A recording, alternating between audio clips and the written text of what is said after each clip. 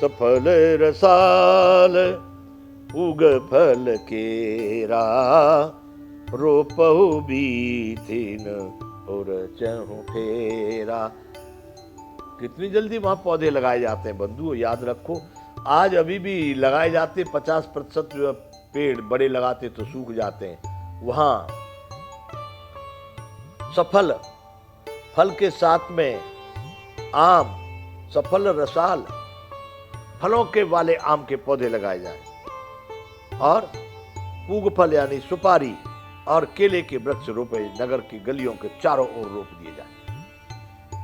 रोपो यानी अभी रोपने हैं, तैयार लगाओ। बीथिन चहु फेरा, गलियों के जहां जहां भी गलियां हैं चारों तरफ फलों वाले आम, सुपारी के पेड़, केले लगाए जाए। रचो मंजुमन चौके चारू कहो बनावन बेग बाजारू। सुंदर मणियों के मनोहर चौक पुराओ और बाजार को तुरंत सजाने की आज्ञा दे दो। बाजारों को बहुत सुंदर सजा दिया जाए। राम जी का राज्याभिषेक की जो तैयारी है। पूजो गणपति गुरु कुल देवा सब विधि करहु भूमि सुर सेवा। बंधुओं पूजा पाठ करो खूब जोर शोर से। महाराज वशिष्ठ कह रहे हैं पूजो गणपति गुरु कुल देवा। गणपति को पूजो, गणेश जी को, गुरु जी की पूजा करो, कुल देवताओं की पूजा करो। सब विधि करो भूमि सुर सेवा। भूदेव ब्राह्मणों की तो सब प्रकार से ही सेवा करो। ये राम जी के राज्य के अभिषेक की बात है, इसलिए जितना कर सको सब करो ही करो। महाराज वशिष्ठ आज्ञा दे रहे हैं।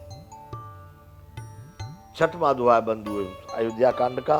ध्वज पताक तोरण कलश सजौ तुरग रथ नाग। सिर धर मुनिबर बचन सब निज निज काजहि लाग। बहुत ही शीघ्र वेग में सब काम हो रहा है। क्या क्या? ध्वजा पताका तोरण कलश घोड़े रथ और हाथी सबको सजाओ। एक सुंदर विधान बना करके सबको तैयार करो। मुनि श्रेष्ठ वशिष्ठ जी के वचनों को सिरोधार करके सबके सब सिर धर मुनिबर बचन सब निज निज काजहि लाग। अपने अपने कार्य में सब लोग जुट गए, संलग्न हो गए अपने अपने कार्य में। वशिष्ठ जी के वचन सुनकर सब लोग निज निज काजहि लाग। जो मुनीस जे आय सुदीना सोते काज प्रथम जन कीना। बंधुओं वहां पर भी इतने चतुर, होशियार, बुद्धिमान, योग्य लोग थे। मानो कि मुनीश्वर ने जिसको जिस काम के लिए आज्ञा दी थी उसने वह काम इतनी शीघ्रता से कर डाला कि मानो पहले से ही कर रखा था। कहा भाई गंगा जल लाना है, वैसा समझ लो कि उन्होंने गंगा जल पहले से ही घर में ला के रख लिया था। हाँ गुरुदेव गंगा जल तैयार है। अरे वाह, कितनी शीघ्रता है। जो मुनीस जे आय सुदीना। गुरुवर ने जिसको जो जो आज्ञा दी थी सो ते काज प्रथम जन कीना। वह कार्य मान लो उसने पहले से ही करके रख रखा है। ऐसी मतलब इतना शीघ्रता से उस कार्य को किया है। एक उपमा दे रहे हैं कि मानो पहले से ही करके रखा, उनको पहले से पता हो ये कार्य हमको करना है। विप्र साधु सुर पूजत राजा करत राम हित मंगल काजा। इधर महाराज दशरथ ब्राह्मण साधु और देवताओं को पूज रहे हैं और रामचंद्र जी के लिए मंगल कार्य कर रहे हैं। रामचंद्र जी के लिए मंगल कार्य कर रहे हैं राजा दशरथ। यहां रामायण में एक बहुत बड़ी ये मेरे अपने बुद्धि से विचार से मुझे अभी तक किसी ने बातें चर्चा भी बहुत बार होती है, इसका कोई संतुष्टिदायक कोई सटीक मुझे अभी इसका समाधान नहीं मिला है कि भरत शत्रुघ्न को क्यों नहीं बुलाया गया था। यहां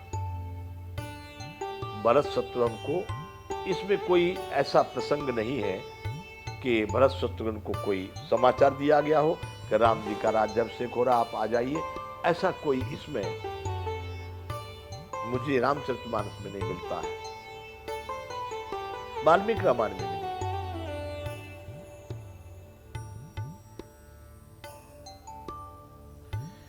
सुनत राम अभिषेक सुहावा, बाज गहाग अवध बधावा।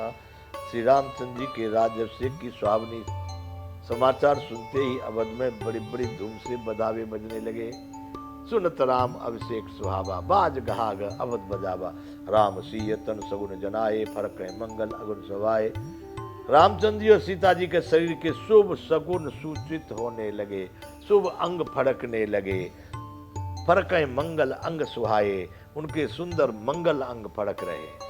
अगर स्त्रियों का बाएं अंग फड़कने से शुभ होता है, मनुष्यों का दायां अंग फड़कने से शुभ होता है, वही वही अंग उनके फड़कने लगे हैं, राम जी के और सीता जी के। कुछ बातें रामचरितमानस में मेरी समझ से बाहर है।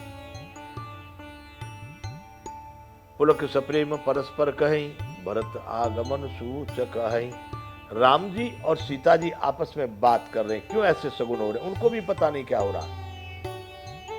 पुलकित होकर वे दोनों प्रेम सहित एक दूसरे से कहते हैं कि ये सब सुकुन भरत जी के आने की सूचना दे रहे हैं। उनको मामा के घर गए बहुत दिन हो गए हैं। राम जी और सीता जी विचार कर रहे हैं कि भरत जी के आने का समाचार है। भय बहुत दिन अति अवसेरी, सगुन प्रतीत भेंट प्रिय केरी। बहुत से दिन हो गए हैं मेरे भाई भरत को मामा के यहाँ गए हुए, इसलिए ये सगुन बता रहे हैं। पूरा विश्वास है मुझे इस बात का कि मेरे प्रिय भाई भरत की जल्दी से भेंट होने वाली है। ये सगुन उसी बात के संकेत हैं। राम जी और सीता जी ये विचार कर रहे हैं। भरत जी को कोई समाचार नहीं, राम को भी अभी तो समाचार नहीं मिला है इसका, राज तिलक का, लेकिन सगुन उनके जानकी जी और राम जी के सगुन के अनुसार ये बात यहाँ कर रहे हैं। भरत सरिस प्रिय को जग माही, यही सगुन फल दूसर नाही। और भरत के समान जगत में हमें कौन प्यारा है। राम जी आज कह रहे हैं मुझे भरत से ज्यादा कोई प्रिय नहीं है, इसलिए सगुन का बस यही फल है, दूसरा कोई विचार करने जैसा नहीं है। भरत जी के आने की तैयारी है। राम ही बंधु सोच दिन राती, अंडिन कमट हृदय जेहि भांति।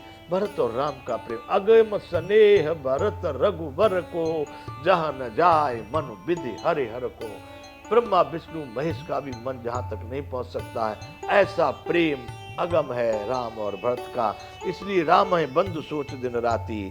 रामचंद्र जी को अपने भाई भरत का दिन रात ऐसा सोच रहता है जैसे कछुए का हृदय अंडों में रहता है। कछुआ जहाँ अंडे रख लेती है कछुई, तो उसका मन पूरा उसी में बैठी रहती है, अंडों का ही उसका ध्यान रहता है। ऐसे राम जी को अपने प्रिय भाई भरत का सोच है। बंधु ये 7वां दोहा है अयोध्या कांड का।